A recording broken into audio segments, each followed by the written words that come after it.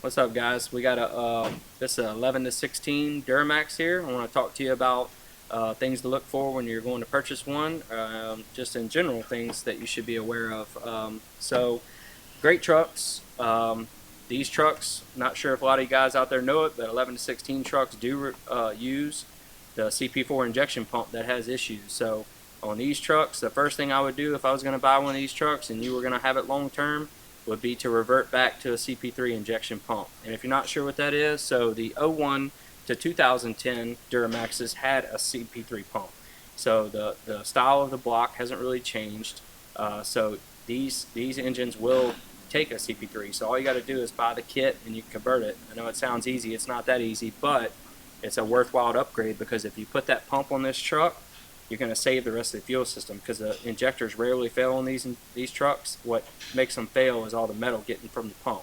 So do that swap. That'll save you a lot of money.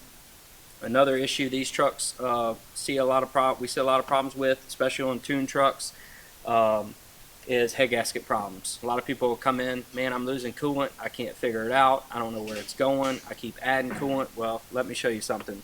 So you see this bottle right here? It's a 2-part reservoir. So if you're going to buy a truck, go run it hard and make sure, because this is something that'll get you. This cap is designed to hold up to 20 psi pressure. When it exceeds 20 psi, it comes from this side and dumps into this side. So if you go look at a truck and this side of the coolant reservoir is full and you keep losing coolant, you got a low coolant light on, I hate to tell you, but you probably got a blown head gasket. So definitely something to look for. Not a cheap job. It's a 30+ hour job. You know, just the labor side. That doesn't include parts, machining, gaskets, all that kind of stuff. So it's a very expensive job. So you don't want to buy a truck and pay all the money for it and instantly have to do this. So make sure you double check that. Another thing to check, just like all the other ones I've told you about, get the truck hot, pull the oil cap, and make sure that you don't have heavy amounts of smoke coming out of here. That would tell us we have a ring wear problem. Not a common issue with a Duramax, but it can be common if whoever owned it didn't change the oil properly and maintain the truck.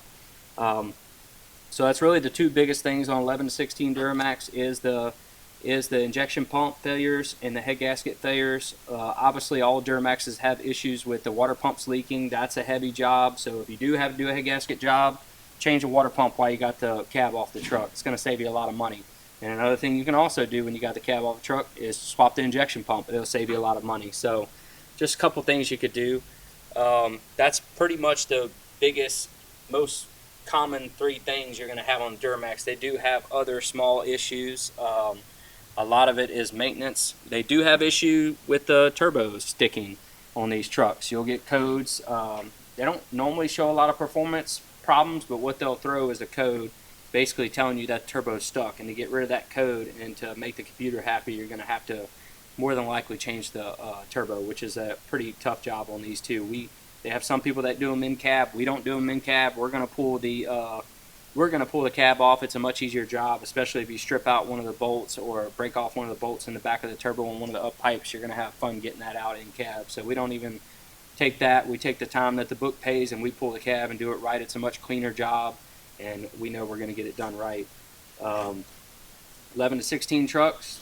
Transmission's still a 6-speed Allison. Great transmission. They don't have a whole lot of issues as long as you take care of them. These Allison 1000s from 01 all the way to 2016, they have a spin-on filter on the transmission. Change the spin-on filter and drain the fluid out of the pan and fill it back up. So I know a lot of you guys don't want to flush the transmission and whatnot. You don't have to flush it. Just maintain it. Change that little spin-on filter and drop the fluid out with the threaded plug. Fill it back up. It's normally 7.5, 8 quarts. And that's going to help with longevity, I promise. That filter's there for a reason. It catches debris, so change it.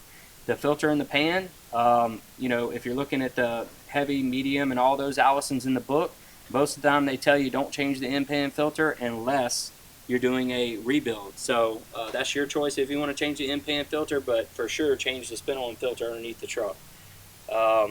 So as far as the emissions controls on these trucks, we don't see a whole lot of problems with them. Sometimes we'll have a messed up DPF here and there, clogged up, things like that.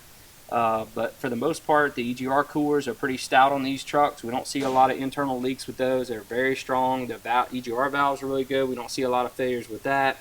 So, I mean, other than the fuel system issues and the head gasket issues and water pumps and things like that, they're a pretty good, solid truck.